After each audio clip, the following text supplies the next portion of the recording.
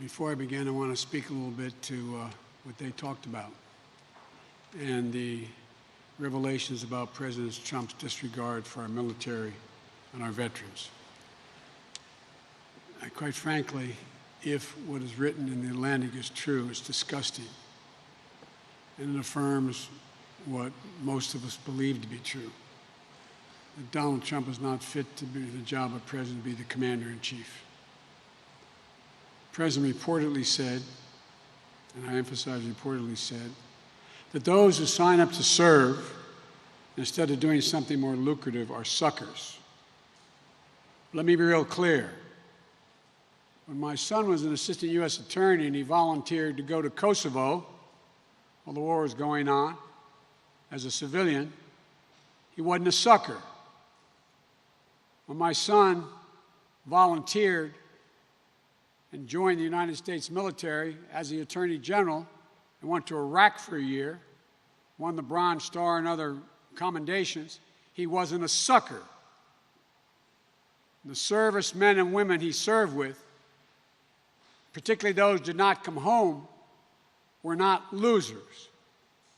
If these statements are true, the President should humbly apologize to every Gold Star mother and father and every Blue Star family that he's denigrated and insulted. Who the heck does he think he is? Is it true?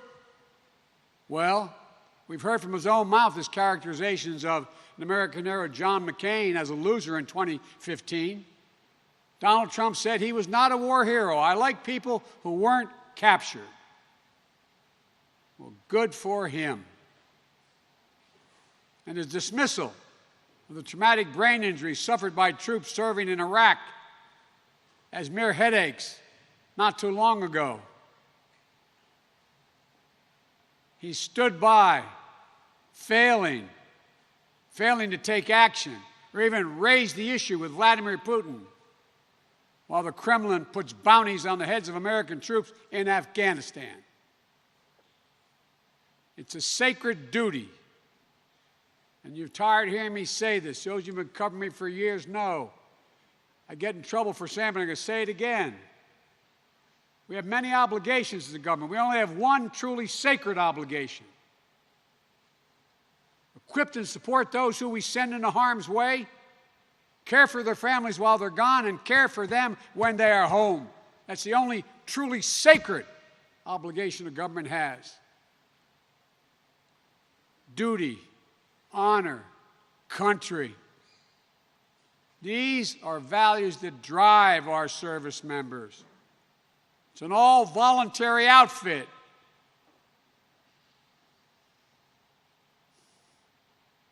President Trump has demonstrated he has no sense of service, no loyalty to any cause other than himself. And if I have the honor of being the next commander-in-chief, I will ensure that our American heroes know I'll have their backs, honor their sacrifice, and those who have been injured will be in military parades.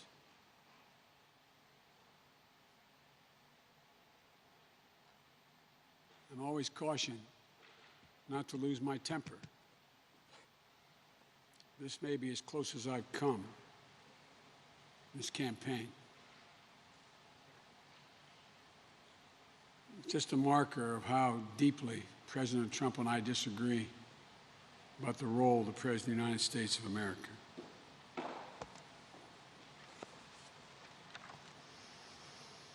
You know,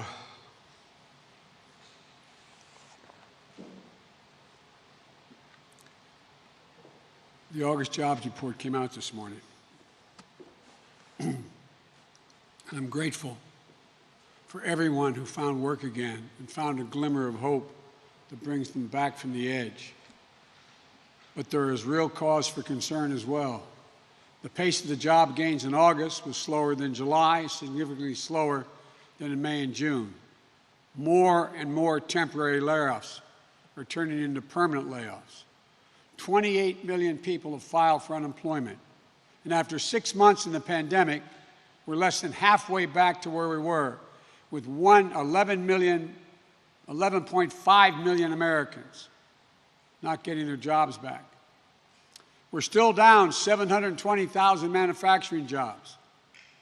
In fact, Donald Trump may be the only president in modern history to leave office with fewer jobs than when he took office.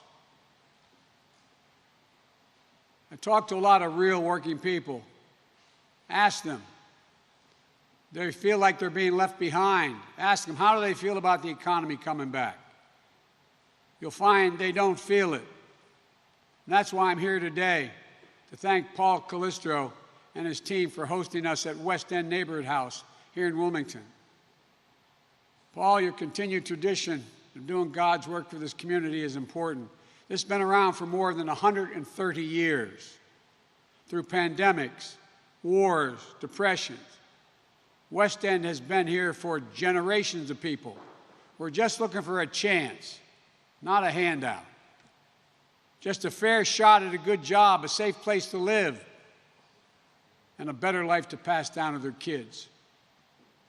This is a special place for the Biden family. My daughter Ashley, a social worker, was a caseworker here, helping young people who were aging out of foster care. When my son was the Attorney General, Bo came here, right here, to learn more about job training programs for those working toward a GED and a certificate for a good-paying job.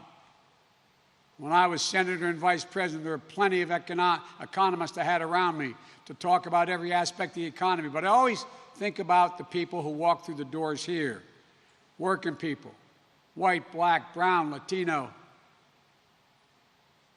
What are they doing? Are they okay? I knew if they're okay, as they walked through these doors, the economy was doing okay. If they weren't okay, we weren't doing well. That's what we should be thinking about in this latest jobs report. But the report reinforces the worst fears and painful truths. The economic inequities that began before the downturn have only worsened under this failed presidency. When the crisis started, we all hoped for a few months of a shutdown would be followed by a rapid economic turnaround. No one thought they'd lose their job for good or see small businesses shut down en masse. But that kind of recovery requires leadership. Leadership we didn't have and still don't have. And as a result, economists are starting to call this recession a K-shaped recession, which is a fancy phrase for what's wrong with everything about Trump's presidency. The K means those at the top are seeing things go up, and those in the middle and below are seeing things go down and get worse. It's no surprise because at root of this is the fact that Trump has mismanaged the COVID crisis, and that's why it's a K-shaped pandemic. First, the president's chaotic mismanagement of the pandemic is still holding us back. Compared to other major industrial countries in Europe and Asia, during the pandemic, our unemployment rate is still more than double, while other nations have only gone up by half. Why? Because the president has botched the COVID response, botched it badly. I've said from the beginning, we can't deal with an economic crisis until you beat the pandemic. You can't have an economic comeback when almost 1,000 Americans die each day from COVID, when the death toll has reached about 200,000, when more than 6 million Americans have been infected, when a million more worry about getting sick and dying as schools and businesses try to reopen. We all know it didn't have to be this bad. It didn't have to be this bad to begin with if the president just did his job.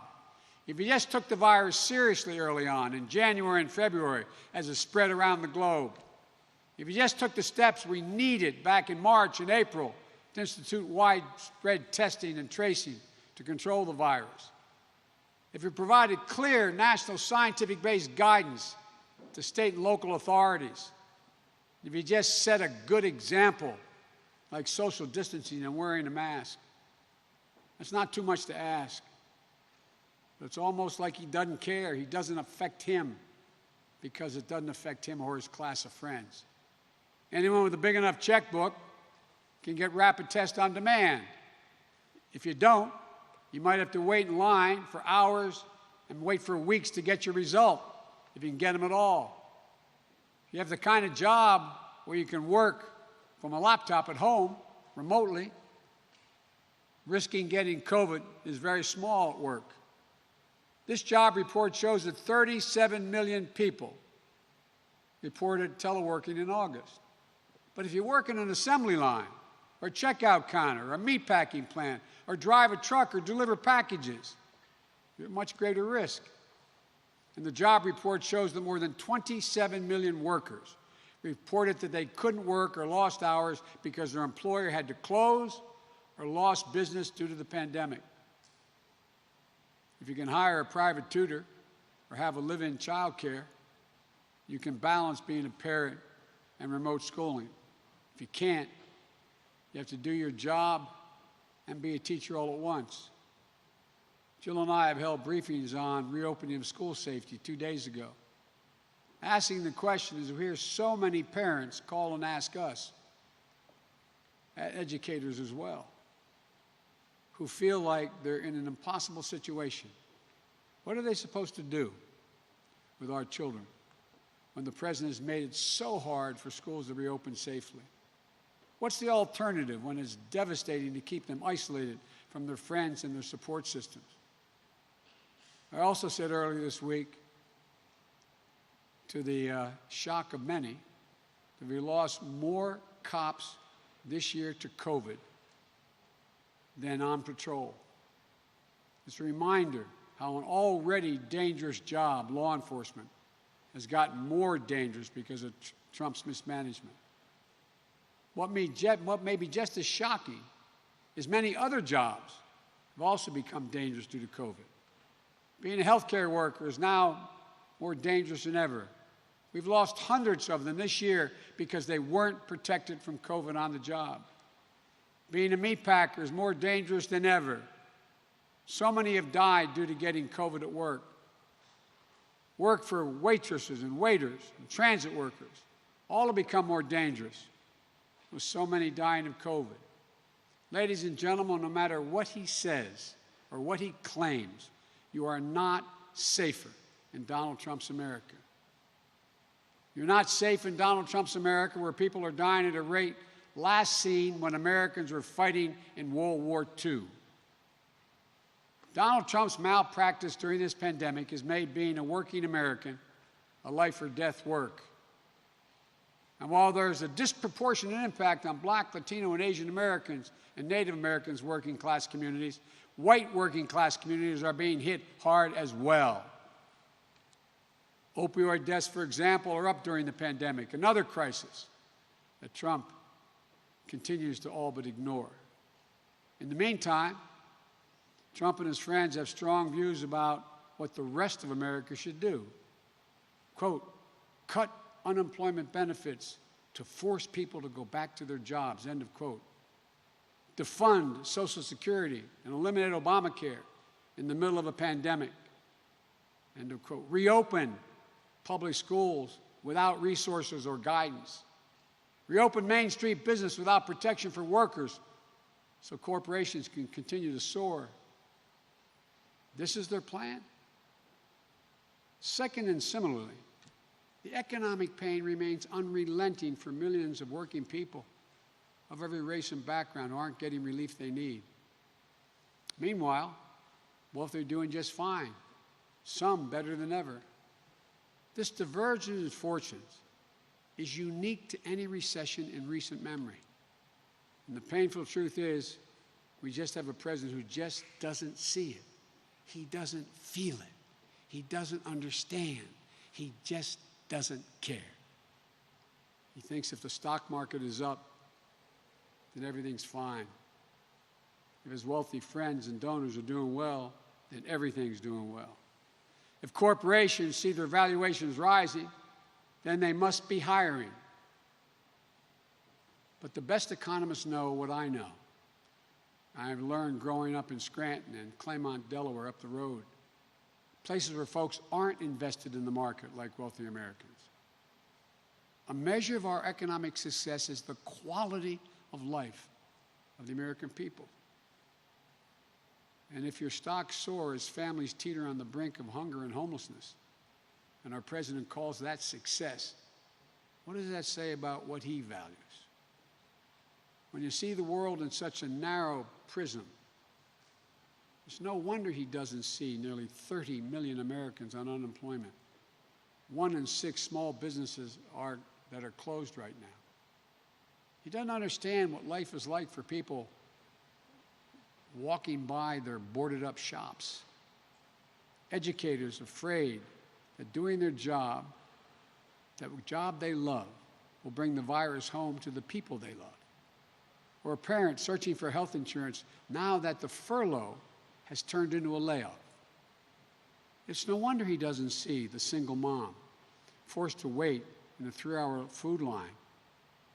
So for the first time in her life, so she can feed her family, because she's now part of the 1 in 6 households with children that don't have enough to eat. He wants us to believe that we're doing better, to keep it up and not notice that this remains the worst economic situation since the Great Depression. And our country faced a historic divergence in our way of life. Which gets me to my third and final point, and what the American people really need to understand. All the pain and suffering stems from President Trump's failure to lead, his sheer inability and unwillingness to bring people together. He likes to sign executive orders, actions for photo ops, but they're ill-conceived and could do more harm than good. He says protecting renters from eviction. That's what he's doing.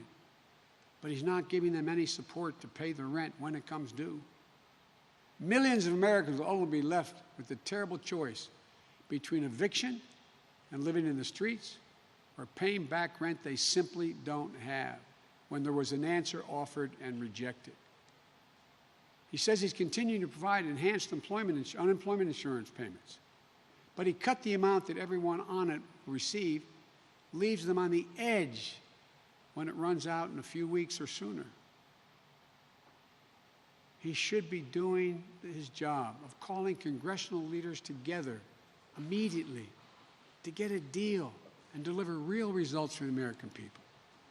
This is the first president in the middle of a crisis I've never seen has called Congress into the Oval Office.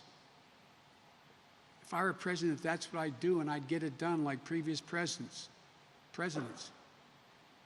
Rentals, food, unemployment assistance, tens of millions of struggling Americans, student loan relief, small business support, and aid to schools and state governments that are going bankrupt.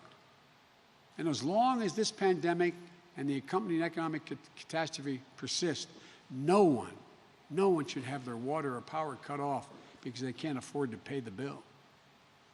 Bottom line, Mr. President, do your job. Get off your golf course and out of the sand bunker. Call the leaders together in the Oval Office. Sit with them and make a deal. Make a deal that delivers for working Americans and eases their anxiety and pain.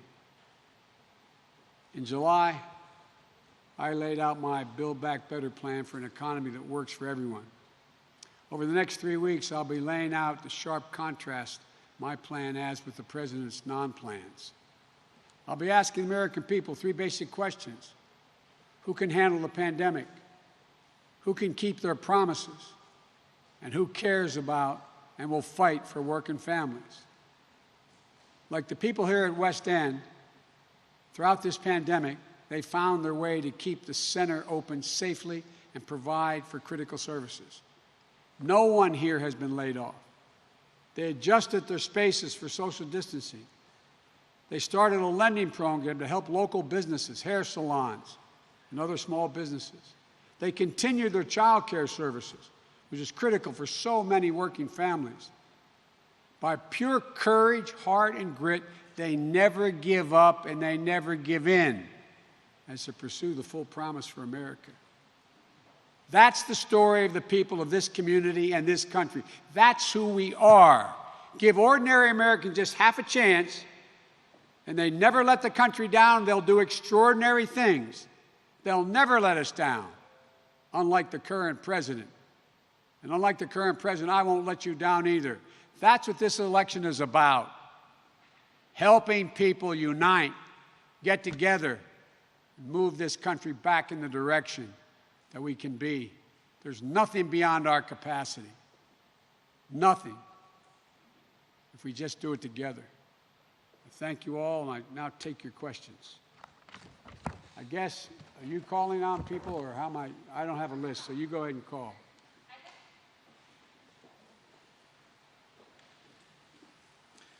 Thank you, sir. This morning, in reference to that article in The Atlantic, in a call convened by your campaign, Khizr Khan said that the comments demonstrated that President Trump's life is a testament to selfishness, and that his soul is that of a coward. You've talked about this as a different view of how you see the job as president, but when you hear these remarks, suckers, losers, recoiling from amputees, what does it tell you about President Trump's soul and the life he leads? I'm going to try to be measured in my response. If it's true, and based on other things he said, I believe the article is true, I'd ask you all the rhetorical question. How do you feel? How would you feel if you had a kid in Afghanistan right now? How would you feel if you lost a son, daughter, husband, wife? How would you feel, for real? I know that's not your job to express that feeling, but you know. You know in your heart, you know in your gut. It's deplorable. It's deplorable. As I've said many times, I'll say again, these folks are the backbone of America. They're the heart, the soul, the grit. That's what patriotism is about.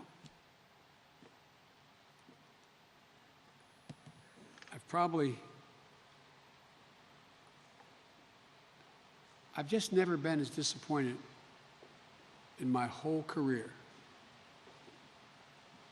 with a leader that I've worked with, president or otherwise, that if the article is true, and it appears to be based on other things he said, it is absolutely damnable. It is a disgrace.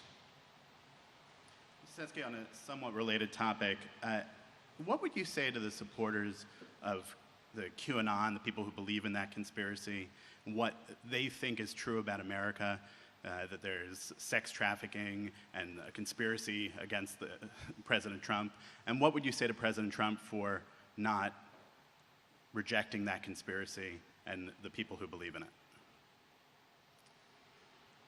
I've been a big supporter of mental health.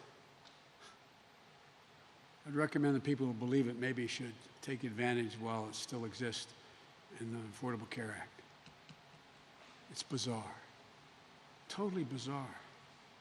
And now, have you guys found that plane load of people in uniforms and weapons and flying around? I mean, you know, have you found them yet? Is anybody even from, and by the way, I respect conservative and liberal points of view in the press. Anybody found that plane? What in God's name are we doing? Look at how it makes us look around the world. It's mortifying. It's embarrassing, and it's dangerous. It's dangerous. If the president doesn't know better, which he has to know better, then my Lord, we're in much more trouble than I ever thought we were. It's bizarre. And, you know, this is a case where, you know, I've been surprised, pleased but surprised, with folks I've had political arguments with, like the former governor of Michigan, coming out and endorsing me. All the Republicans are endorsing me. They're rich where I am. That this can't go on. I mean, this cannot go on. It's a deconstruction of a democratic system. They know it. So I just,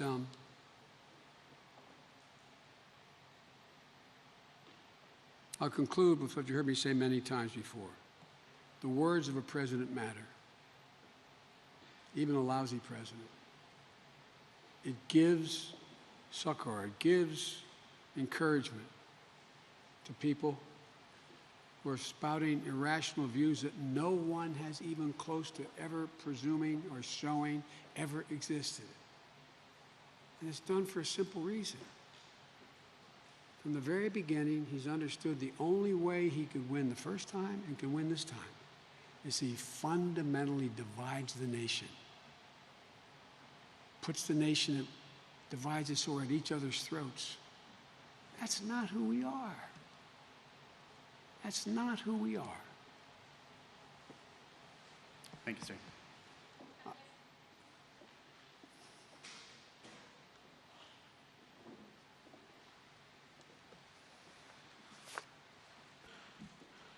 Thank you, Mr. Vice President. Last night, President Trump mocked you for wearing a mask and said that this is a sign that you must have some, quote, big issues. He says this even though he knows that, according to scientists and public health officials, wearing masks saves lives. I wonder if you worry that this kind of language that comes from the President of the United States could deter some Americans who are tuning into him to not wear masks. Well, I wear it for reasons it's a big issue. I'm a smart fella. I listen to scientists. This is not a game. Life and death. Life and death. The reports that we're going to have, maybe there's some reports there's another 100,000 dead, as many as 100,000 dead, more by the end of the year. I mean, I don't get it. I mean, I just, anyway, it's hard to respond to something so idiotic. Okay. Before my second question, just quickly, have you been tested now for COVID-19? Yes, I have. How many times? I've been tested once with the deep test, and I'm going to continue to be testing on a regular basis. Could I just ask quickly about Attorney General William Barr saying on CNN this week, he said that his assessment right now is that China poses the most aggressive threat to U.S. elections, even more than Iran or Russia. Do you believe him? Is that also your understanding based on the intelligence briefings that you have received? No, it's not consistent with the briefings I've received, and he's a lousy enough attorney general, but he's a really bad intelligence officer. It's not consistent because you believe. Because I believe what I've been told, and you all know it. I mean, look, it's you even have outfits like Facebook taking some. Look, it's just there are a lot of countries around the world I think would be happy to see our elections destabilized. But the one who's working the hardest, most consistently, and never has let up is Russia. And again, it's unfair to say to you guys, but ask yourself the rhetorical question. What is he so afraid of Vladimir Putin about? I mean, what's the problem? I mean, nothing. Nothing. It's almost obsequious. I mean, anyway, I just want to make it clear. I believe any country that engages in any activity to delegitimize or impact on American elections is a direct violation of our sovereignty. And if I'm President of the United States, there will be a response. Thank you.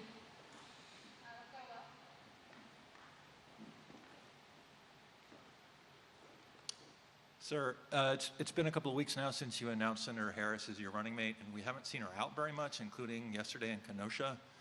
Why is that, and what role do you see her playing in the final? She's been on the road. She's out herself. The role is that, just like when Barack and I campaigned, we tried to cover as much territory as we could, and both of us out campaigning. She is an incredibly competent candidate. She is doing a great job. There will be times when we're together, but there's a lot of territory to cover.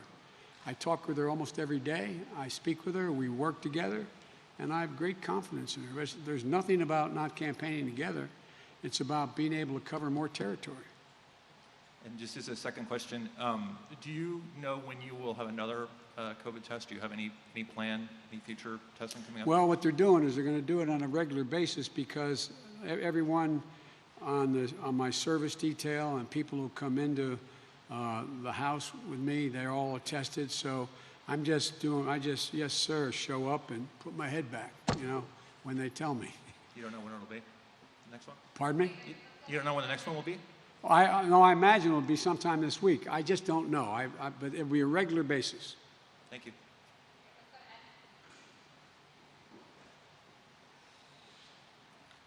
Thank you, sir. Let me ask you about another thing the president said last night. He once again suggested to his supporters that they should consider voting twice if they're in one of those states that can allow you to request an absentee ballot. Say, fill that out and then go try voting again in person. State officials have said it's a felony in some cases. Just curious what you make of it. It is. It is a felony. It'd be a felony here in the state of Delaware. Look, I mean, how many times does this president have to suggest things and say things where you all don't just write, he's a fraud? Not an opinion.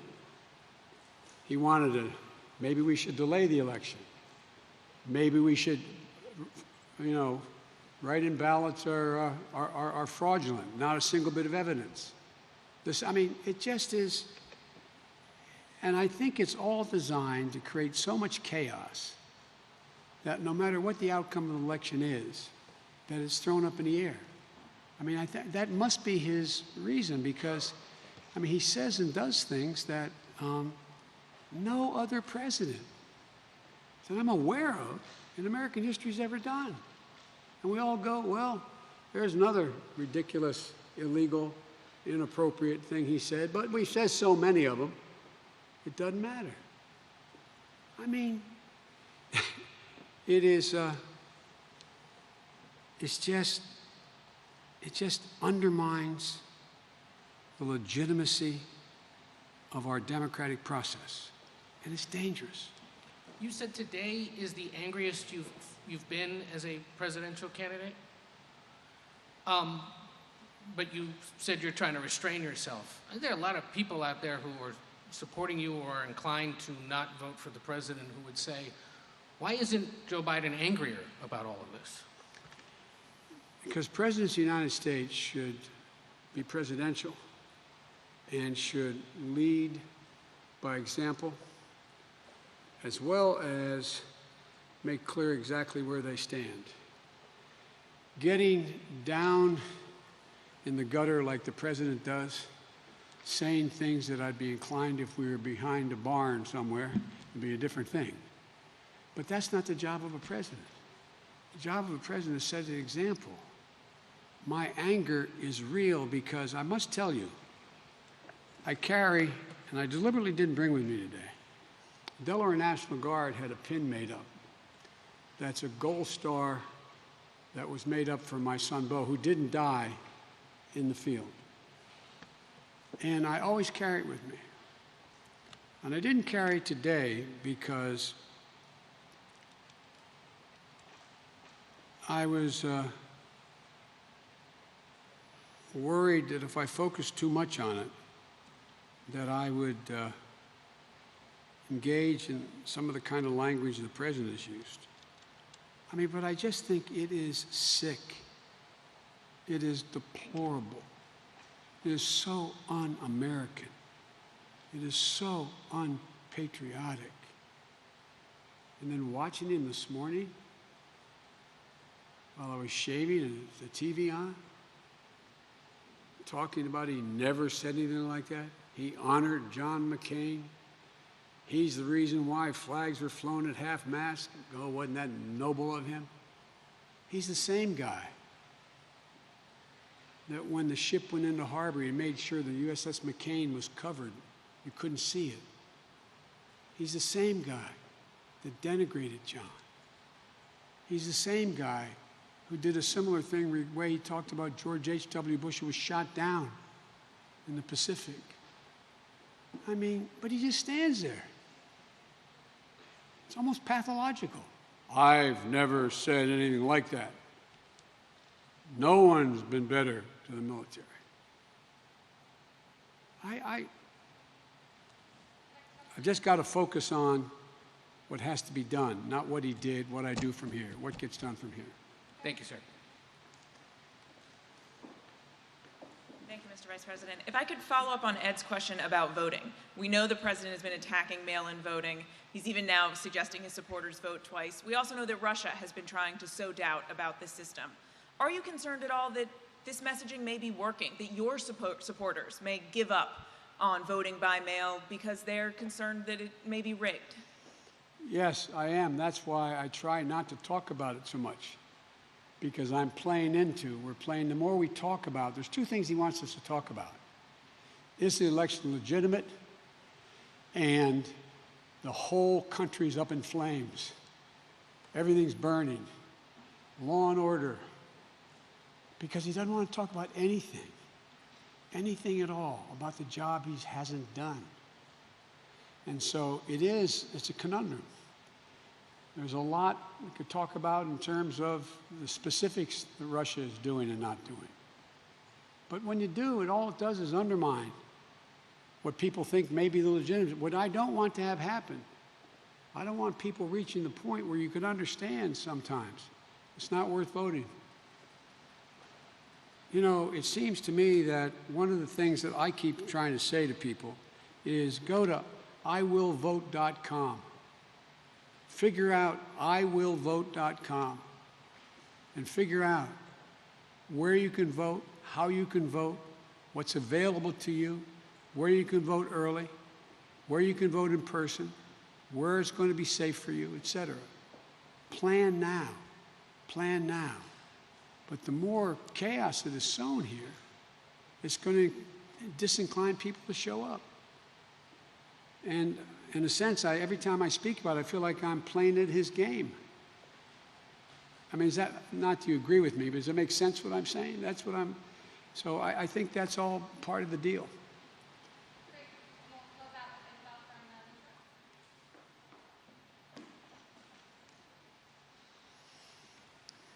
Thank you, Mr. Vice President.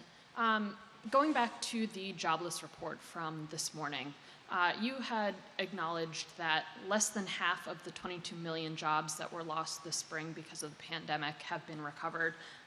What do you think the 1.4 million added back in August says about just the general direction of the economy? I think any job added back is positive. I think it matters to the people who got that job back. You know, maybe you all were raised in households like I was, where the mom or dad was losing a job because of the economy or what's going on in your community. You could feel the tension, unease in the household, how it just everything, you know, worrying about whether you can provide for your family. And along the way, also look at the people who you've got, you know, a couple million people out there, close to, who are part-time workers who still can't make it, but are listed as employed. And a lot of them also are in the process of wondering whether or not, I mean, there are a lot of people lined up in food lines. They're the people, many of them, who have lost their health care, their health care provided by their employer. They're the same people who are out there worrying, if this president is able to win in court and wipe out the entire Affordable Care Act and all the 100 million people with pre-existing conditions won't be able to get insurance even if they had the money. And I mean, it's just the anxiety is enormous, is enormous. And look, again, I'm not being solicitous. Among the brightest people I've dealt with my whole career have been the press. Not a joke. You're all extremely well educated, you're well read, you have significant backgrounds, and the vast majority have tried to report the news, not just opinion.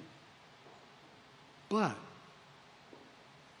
I can't believe that you don't feel the same, not Democrat, Republican, okay? You don't feel the same anxiety because you got a brother or a sister, a mother, a father, a son or a daughter who's going through what you're not, what we're not. We have jobs. Well, I don't have a job now, but we have jobs. And so it's a real concern. And I just think that this has moved beyond Democrat, Republican. I think it's moved to trying to put this country back together again so we can move.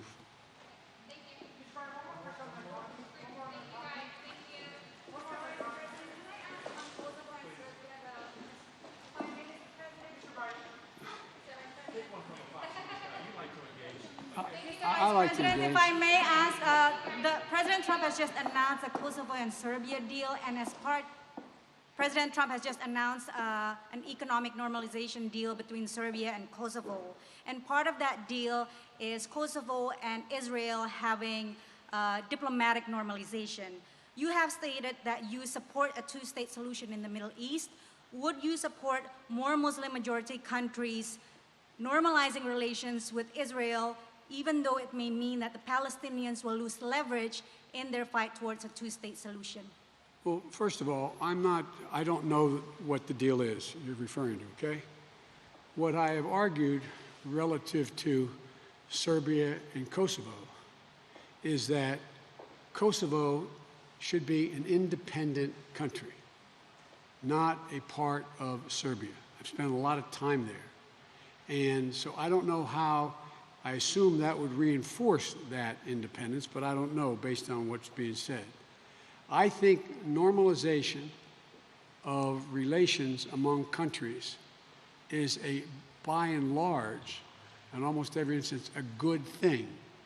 To have a Muslim majority country normalizing relations with Israel in a generic sense seems positive to me, but I have to know the detail of what's happening, what's going on. And I don't know that, and you may be right, that would cause the Palestinians to lose leverage in a decision on a two-state solution. I'd have to look do at you it. support more countries recognizing Israel? Oh, I do. Absolutely, I do. I do. And I think that's the thing, recognizing Israel as an independent Jewish state. I think that's important. And, but also, I believe that Israel has to be prepared to work toward a genuine two-state solution. Thank you all very much. Thank you, Mr. Vice President.